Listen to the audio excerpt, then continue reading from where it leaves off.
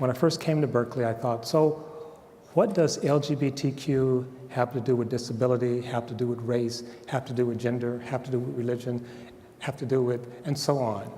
And what occurred to me is that all groups, all people, is in the process of actually trying to belong.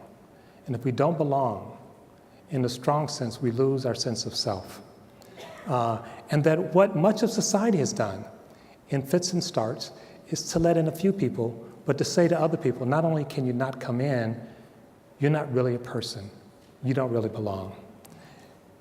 We're going to change that.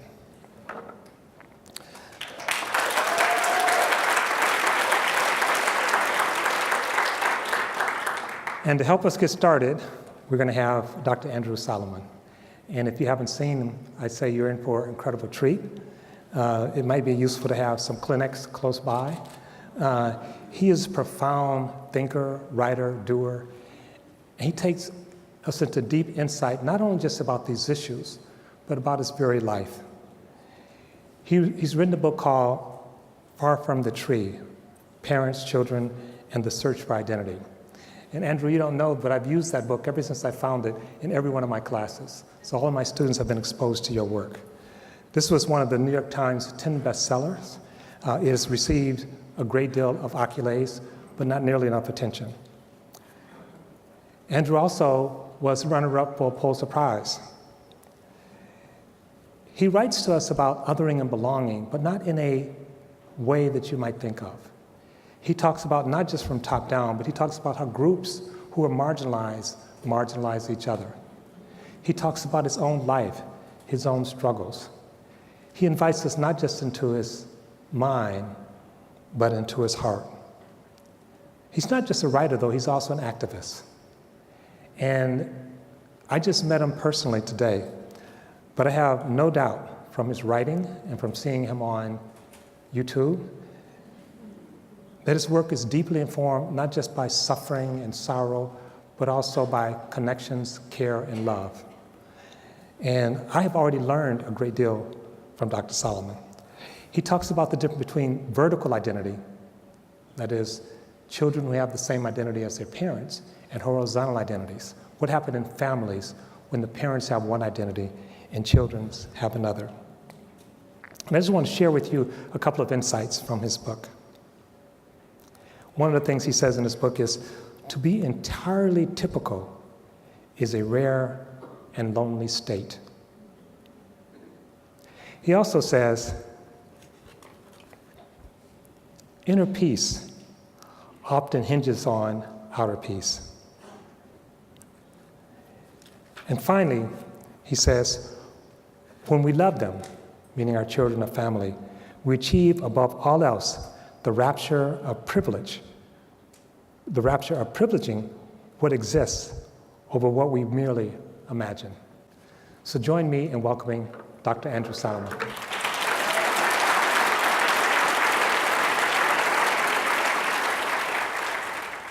Even in purely non-religious terms, homosexuality represents a misuse of the sexual faculty. It is a pathetic little second-rate substitute for reality, a pitiable flight from life. As such, it deserves no glamorization, no rationalization, and above all, no pretense that it is anything but a pernicious sickness. That's Time magazine in 1966, when I was 3 years old. And there are many of us who hope that within the next few months, the Supreme Court will find a constitutional right to gay marriage.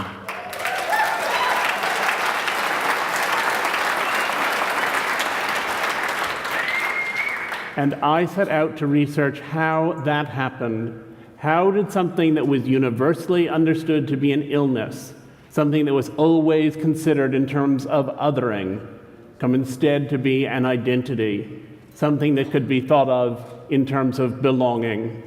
And if it was possible for the illness of homosexuality to morph into the identity that is gayness, then what other illnesses were there out there waiting to morph in the same way and to turn into identities? When I was perhaps 6 years old, I went with my mother and my brother to a shoe store in New York. It was called Indian Walk Shoes, a name that I think we wouldn't go for today. And when we'd finished getting our shoes fitted, my brother and I were each told that we could have a balloon to take home. And my brother wanted a red balloon, and I wanted a pink balloon. And my mother reminded me that she thought I'd really rather have a blue balloon. And I said, no, I really wanted the pink balloon. And she said that I should remember that my favorite color was blue. The fact that my favorite color now is blue, but I'm still gay, will give you some sense of a mother's influence and its limits.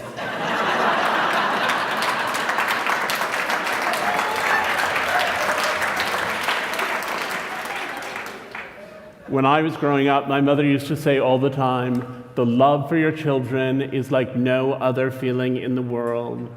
And until you have children, you don't know what it feels like. And when I was little, I took that as a great compliment. It meant that bringing up my brother and me had been one of the real joys of her life.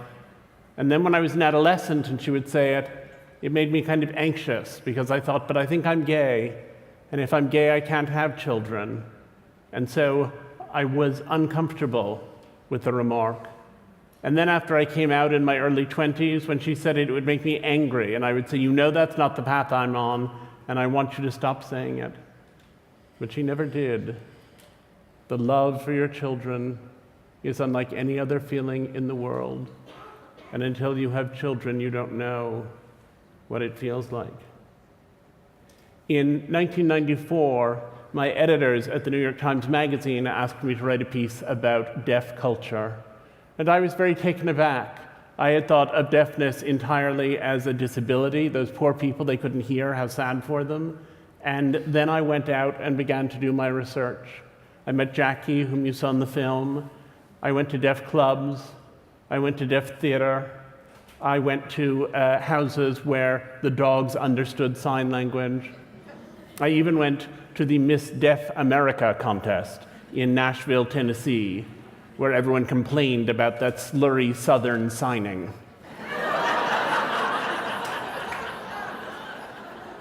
And as I immersed myself deeper and deeper in the deaf world, I understood better and better that it really was a culture.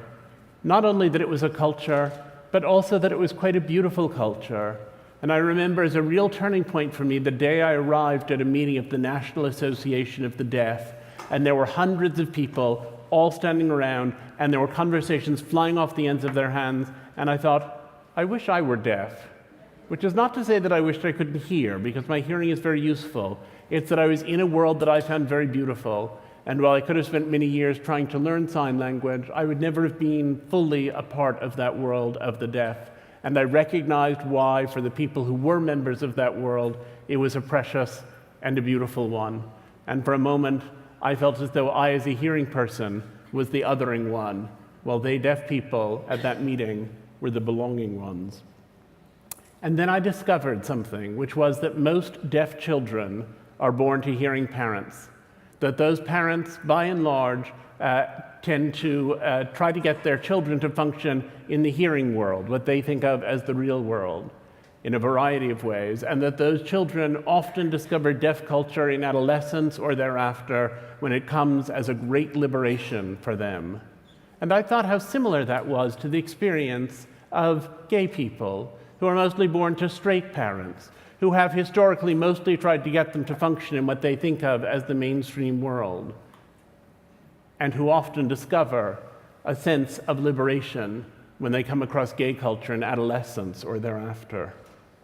And then I had a friend of a friend who had a daughter who was a dwarf, and she began asking questions that seemed very familiar to me by now. Do I tell my daughter she's just like everyone else but short? Or do I somehow get involved with the little people of America and try to build up some sense of dwarf identity and throw myself in at the deep end of this world that's so foreign to me? And as Lisa asked those questions, I thought, here it is again. Here it is again, a family that perceives itself to be essentially normal, which is usually a misguided perception in any family.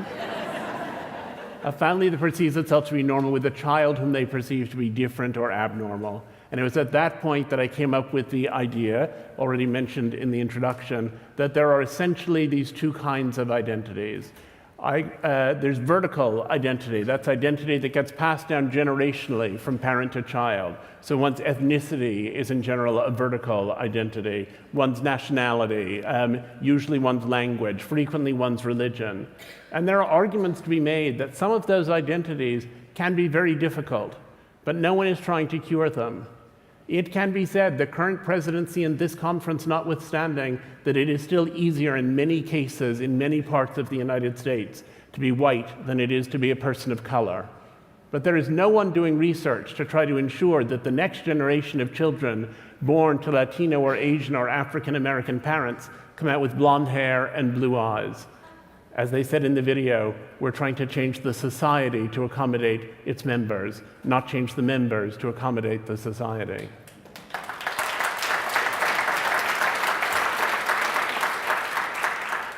And then there's what I have called horizontal identity. Horizontal because it's learned not from the generation ahead in your family, but from a peer group.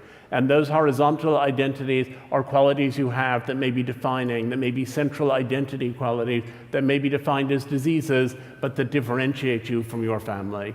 So I wrote a book in which the first half dealt with the things that have traditionally been thought of as diseases, and the second half with things that are more socially constructed. So it looked at families of people who were deaf, of dwarfs, people with Down syndrome, autism, schizophrenia, multiple severe disabilities. I looked at families of prodigies who are also very overwhelmed, at families bringing up children conceived in rape, where the strange and complex identity and the challenges to the love have to do not with the child's obvious inherent qualities, but with that child's point of origin. I looked at families of people who commit crimes, and I looked at families bringing up people who were transgender. And as I worked in this area, I came to draw a separation, which I had never thought of before and which was very liberating for me. And that was the separation between love and acceptance. Now, we all heard terrible stories of abuse and neglect, but I believe that most parents love their children. And the ideal for love is that it starts the minute the baby is born and continues throughout life. But acceptance is a process, and it takes time, and it always takes time. And when I realized that, it was very liberating for me, because I had felt that my parents' slowness to accept who I was represented a lack of love. And I understood now that they had always loved me. It just took them a little while to accept me, that it takes everyone a little while, and that it hadn't taken them so long as it takes many other people. And when I looked at that question of acceptance and how long it takes, I understood that it was fitly the ultimate goal of love, but should never be assumed to be the same thing. And I found that it was an issue not only in households where the rather extreme differences I've described exist, but in every household, because I have never met any parent whose child had turned out to be what they imagined before they set out to have children. As I look at this question of acceptance, I'm very struck by the fact that it has to operate at three levels. There's self-acceptance, there's family acceptance, and there's acceptance in the larger society. And each of them feeds the others. Someone with good self-acceptance is able to get his family to accept him more readily than someone who's full of self-doubt. But that family is going to have a much easier time arriving at acceptance if they live in an accepting society that doesn't stigmatize whatever their child's condition may be. As parents go along through these processes, I found that they mostly start off outraged, they sometimes then get to bewildered, and they frequently then end up at acceptance. And sometimes that acceptance rises into celebration. And while I'd like to say that that's a linear process and that everyone goes through those three stages and then is fixed finally in acceptance and celebration, it's not. People get ahead, they've got to acceptance, and then all of a sudden they face another drama, another medical problem, another example of being stigmatized socially, and all of a sudden they're right back at outrage all over again. And so I wanted to chart the dynamics of that. How does it happen? How does the outrage burst out? How does everything else follow upon it? So I will tell you a little bit about some of the people I interviewed as I was working on my book, because while I am a great believer in the political and social usefulness of statistics, I also think that too often in conversations about otherness and belonging, what we hear are numbers. And while there is truth in numbers, there is also truth in stories. And if we miss out on the stories and stick only with the numbers, we have a very narrow experience of the world and of ourselves.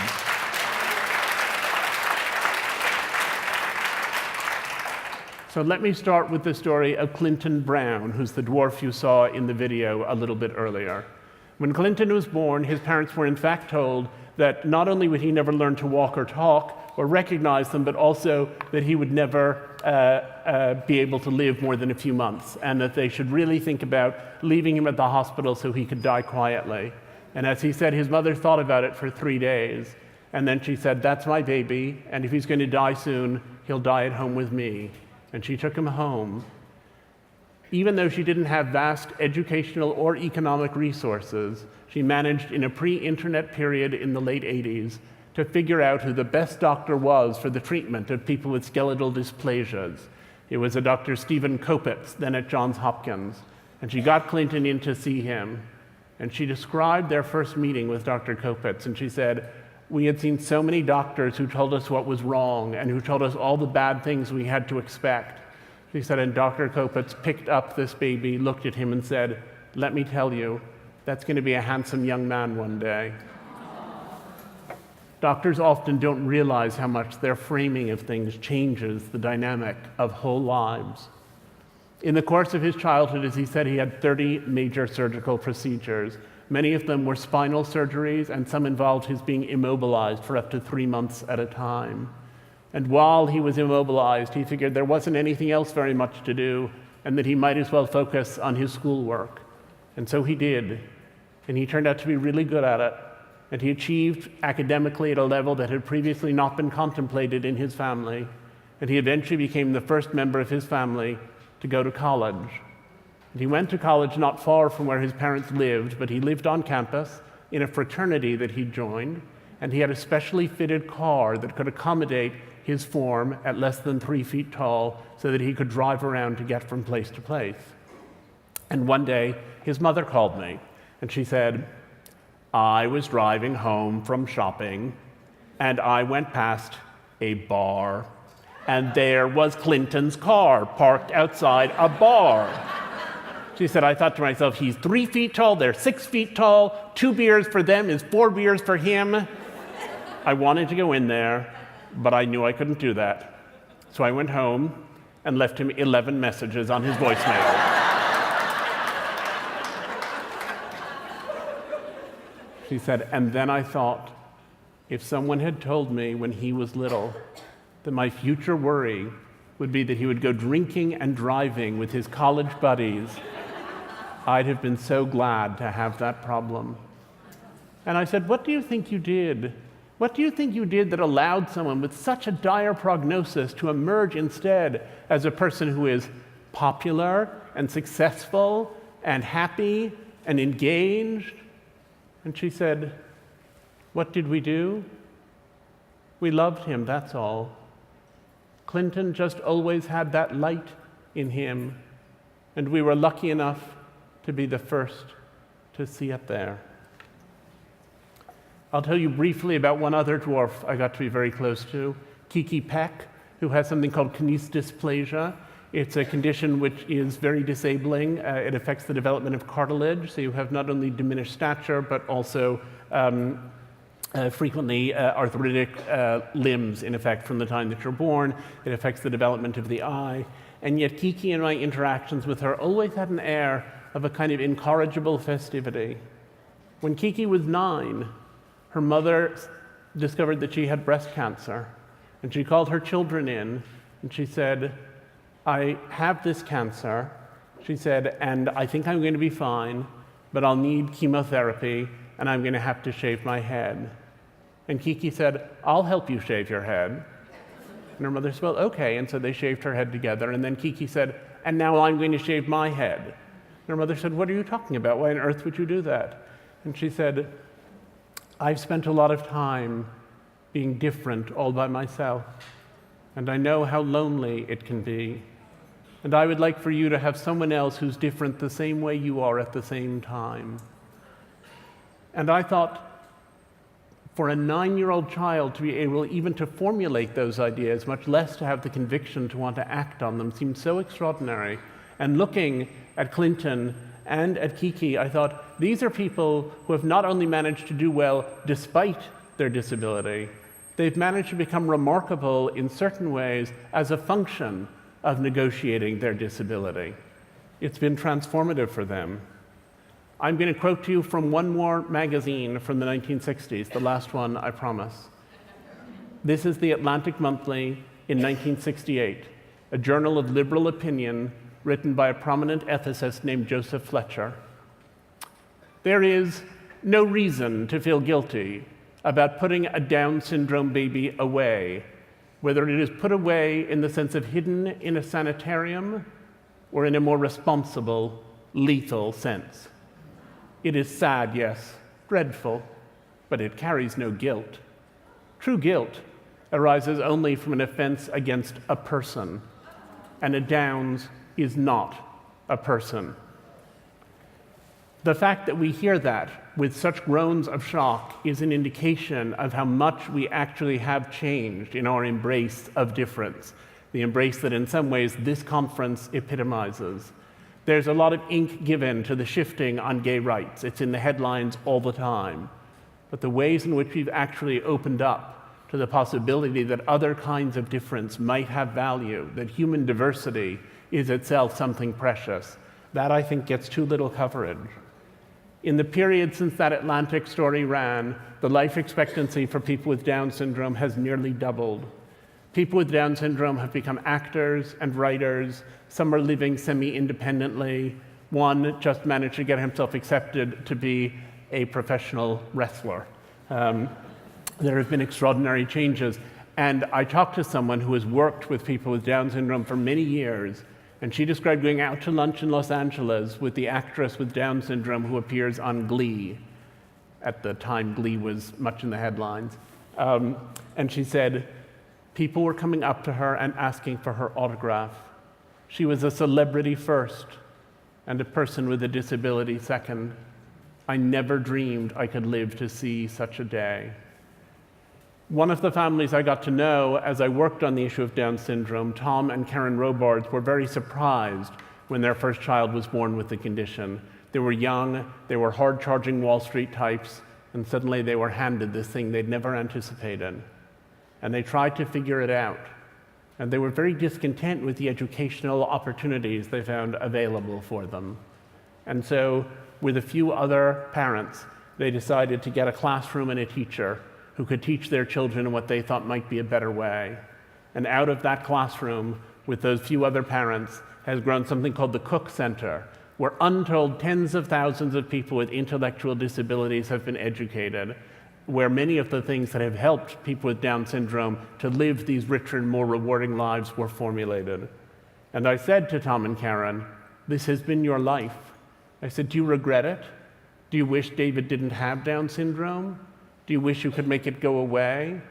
And Tom Robart said, I wish I could make it go away for David, because for David it's a difficult way to be in the world, and I would like him to have an easier life. But I truly believe that if we lost everyone with Down syndrome from the society, that it would be a grave loss. And so the social wish and the personal wish are in opposition. And Karen said, well, I'll agree with Tom that I would do it for David because I would like to give David an easier life. But speaking for myself, while I would never have believed 30 years ago when he was born that I could come to this point, speaking for myself, I have. For David, I would change it. But for myself, it's given me so much richer, so much more rewarding, so much profound an experience of life that I would ever have had without it, that speaking for myself, I wouldn't give up these experiences for anything in the world. Now, we live in a time of extraordinary social progress, in which acceptance of all of these conditions has been on the rise, in which the deaf culture is well regarded, in which Gallaudet University has a strong public stance as a deaf university, in which American Sign Language has become one of the most taught languages on college campuses. We live in a time when people with dwarfism are accommodated in ways they never were previously and are given the opportunities that match their intact selves rather than being sequestered into the sidelines because of somebody else's perception of the inadequacy of their bodies. And we live in a time, as I've said, when people with Down syndrome are doing things never before imagined. But we also live in a time of medical progress. The cochlear implant, a device that can be put into the brain and connected to a transmitter, allowing sound information to bypass the structures of the ear and go directly to the brain, makes many, many deaf people, including many deaf newborns, into those who are able to function in the hearing world. There's a compound called BMN 111 that has been developed to block the action of the gene that causes achondroplasia, the most common form of dwarfism. Mice with the achondroplasia gene who are given BMN 111 grow to full size. Testing in humans is underway. And blood tests have made it easier and easier to pick up genetic anomalies, including Down syndrome, earlier and earlier in a pregnancy, allowing those who wish to terminate to do so sooner and more easily and less expensively. And I am a great believer in social progress, and I am a great believer in medical progress, but I think they are often at crossed purposes, that one doesn't see where the other is going. And when I see each of them moving forward, it sometimes feels to me like those great moments in grand opera when the hero realizes he loves the heroine at the exact moment that she lies dying on a sofa. One deaf young man whom I worked with a great deal when I was doing this book said to me, "While I'm pretty comfortable with my disability and don't see the cochlear implant as some sort of a conspiracy to destroy deaf culture, I do get a sense of impending extinction. There will always be deaf people worldwide, but there's a real possibility that it'll be near eradicated in the Western world within the next 50 to 100 years. I say near because there will always be cultural holdouts, untreatable conditions, and so on, but no more people like me." And I thought of the loneliness there is. No more people like me. When you think about othering and belonging, think about what it would mean in whatever group you identify yourself for there to be no more people like you. Some people who are treating and curing things are unaware, not only that these things have been held to be valuable by some of the people who deal with them, but that actually some people very much resist the whole effort to treat or to cure them. Jim Sinclair is an adult with autism. He doesn't speak, but he can write. And he wrote, "When people say, 'I wish my child did not have autism,' what they're really saying is, 'I wish the autistic child I have did not exist, and I had a different, non-autistic child instead.'" Read that again. This is what we hear when you mourn over our existence. This is what we know when you pray for a cure.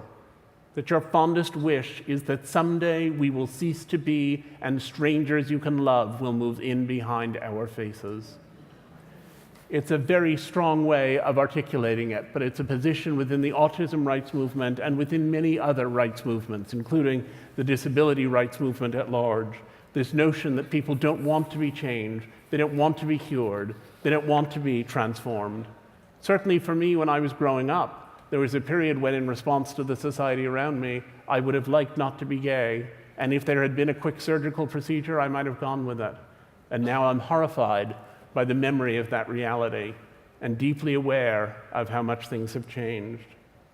One mother I talked to has a daughter with autism who has spoken 3 times. She said nothing until she was 7.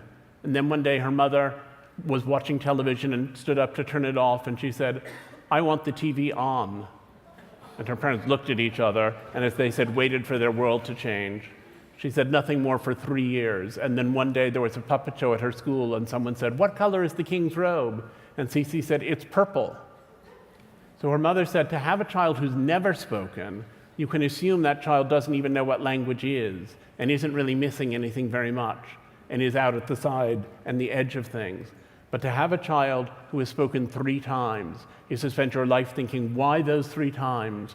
And what could I do to make that traffic jam unclog again? And what else is in there waiting to come out?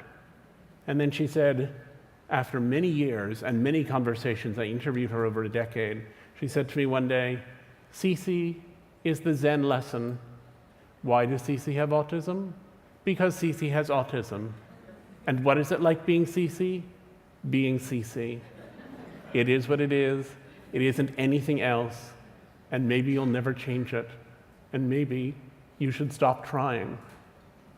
In looking at this question of disability, of the treatment of disabilities, I over and over again ran into the distinction, the complex calculus of the distinction between 2 responsibilities of parenthood. Parents need to change their children. If you don't change your children, that's neglect. You need to teach them to tie their shoes, you need to get them an education, you need to teach them some manners, you need to instill moral values. Changing your children is part of the job. And parents also need to celebrate their children for who they are and make them feel whole and complete in just who they are. And some things clearly need to be changed. And some things clearly need to be celebrated or accepted. And a great deal falls in a vague gray middle, and people don't know what to do. In looking at the conditions that I've been examining, each of them carries 2 kinds of difficulty.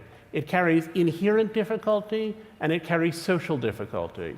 So we can take away all the stigma in the world, and major depression or schizophrenia, I have depression and have written about that previously, having those mental health conditions is never going to become a pleasant experience. It is the nature of those illnesses that they involve anguish.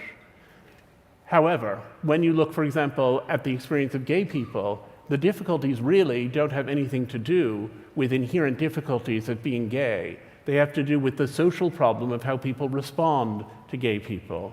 Now, if you look at something like autism, you have to weigh up in what ways are we prejudiced against autistic people because they make us uncomfortable, and are they socially excluded? If that's the issue, we need to shift that exclusion. And then to what extent, as we look at people who are autistic, do they actually experience pain and difficulty because of their condition? Autism is a very wide spectrum. I've met people with autism who are quirky and different and who helped invent the computers that we all use and who are having a good old time in life. And I've met people who deal with crippling anxiety and who are unable to communicate and are very frustrated.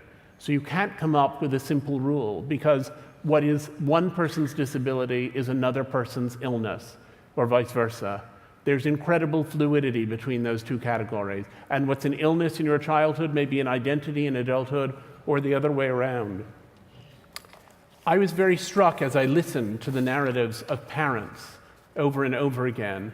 I was struck by how extraordinary it was that they had managed to find so much meaning in these difficult situations.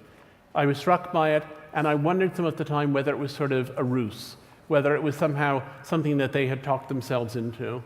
I thought about that a lot as I talked to Anne O'Hara, a woman who was a school teacher in a small town in the rural South and who taught children with special needs.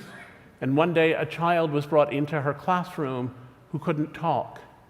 And she wasn't sure what was wrong with him, and she asked the social worker and discovered that this was one of 3 children of a mother who had schizophrenia, but instead of taking her medication, had consistently fed it to her children to keep them quiet. And they had stayed in her house tied down to a pole that she had until they were taken by social services. And so Anne decided that she was going to try to figure out what was situational and what was profound, and see whether this boy was actually capable of speech. And within a few months, she had gotten his first word out of him. And soon she got more. And then she found out that he was being removed from the school. And she called the social worker to ask why. And she said, these 3 children, we can't find any family that's willing to take all of them, so we're sending them each to a different family. And she said, but the only continuity they have is one another. And they said, well, nobody wants to take on all 3 of those children. Nobody we can find. And she said, then I will take them on. And so she and her husband, who had been living over the border in another state, had to move into state to take on children who were wards of the state. And they took in these 3 children and ultimately adopted them. And over time, it turned out that the oldest one, who was the one who'd been in her classroom, had juvenile bipolar disorder. So she got him treatment for that. And the second one had attention deficit disorder, and she got him treatment for that. And the third one was just sad all the time. And eventually, one day she was sitting with her youngest son on the porch, and he said to her, "Mom, I think life would be so much easier if I were a girl." She said, "What do you mean?" And he said, "I really am a girl, you know." He said, haven't you noticed? Don't I have feet like a girl? Don't I have hands like a girl? Don't I sound like a girl? Well, Anne had never heard of anything of this kind. She was very taken aback. She did her internet research. She found a therapist in Nashville. She went into Nashville and talked to the therapist. She brought her child along and eventually accepted the diagnosis that her child was transgender. And she said, "Look," she said, "finish out the school year, and when you're done, we'll go 1 week and try calling you by a girl's name and letting you wear girls' clothes." She said, "and see how you like it for a week, and at the end of the week, we'll discuss what we're going to do next." And so they did that. And in the course of that week, this child who had been withdrawn and morose and uncommunicative and difficult suddenly turned into this happy, excited little girl who was running around, who was giving everyone hugs, who was skipping along the path. And her parents both said there was no way they could ever force her to live as a boy again. And so Anne went to the school in this small town where she had lived for 25 years and taught so many of the children with special needs. She went into the school to explain to the principal that when her son came back in the fall, he would be her daughter, and to explain what the accommodations were. And she had copies of the book, The Transgender Child, to share with the people she'd come to see. And she told me that by the time she got back home, the calls had begun. There were people calling to say that they were going to make that child into the girl she thought she was. There were people who were planning to take that child away and bring him up right. There were people threatening to kill the child. There were people threatening to kill her. She didn't understand how this could be or what they were calling about. She said she was the smallest child in her class and she was only in 2nd grade. How could she provoke that much hostility? 2 days later, her pediatrician called her and said, "I think you'd better come in here." And she went in and he said, "The conversation around the pool is not about whether to kill your child. It's about when to do it and what to use for that purpose. So if you're interested in having your child live to see another day, I'd suggest that you get that child out of this town as fast as you can." And Anne went home and she packed up the family car and she took all 3 children and everything else she could fit, almost everything she wanted except the dog. And she gave a call to someone she'd met online who also had a transgender child and who lived in a larger city not too far away, and who said things would be a little better there, and that's where she drove off to. The next day, her husband went to work. He had stayed behind because they needed the income and the health insurance. And when he came home, their dog had been disemboweled and nailed to the fence with the message that their child was next. And when I talked to Anne about this whole experience, she was living in a trailer park because she had very little money. She couldn't get another job teaching because you can't teach in special ed at her age and not have any reference or any explanation of what's gone before. And she didn't want anyone in her old town to know where she was. So she was working, cleaning floors in a fast food restaurant and living with her 3 children. And we went down to pick them up when they came back from school on the school bus. And as we talked about it, Anne said, "I don't love my daughter less for mourning over this, but I miss my mom, I miss my sister. My daddy's grave is back there and I just have to hope someone is putting flowers on it. I miss my dog, I miss my students. I feel really guilty because I'm still hung up on all that stuff that we left behind, but it makes me so angry that these people have taken our lives from us." And then she said, but you can't grieve all the time when you've got your kids. You see how far they've come, and they reach you right in your heart. That moment when they come off the bus is one of my best moments. The other is in the morning when they all pile on top of me. So regret? No. I miss the things that were in the old life. But if I knew this was going to happen, I'd still adopt Kelly. I'm the lucky one. Because honestly, if it weren't for Kelly coming into my life, I would never have entered this bigger, more beautiful, more generous world where I've met you and so many wonderful people. I mean, if you just look at it, Kelly has brought more blessings into my life than I could possibly give back to her.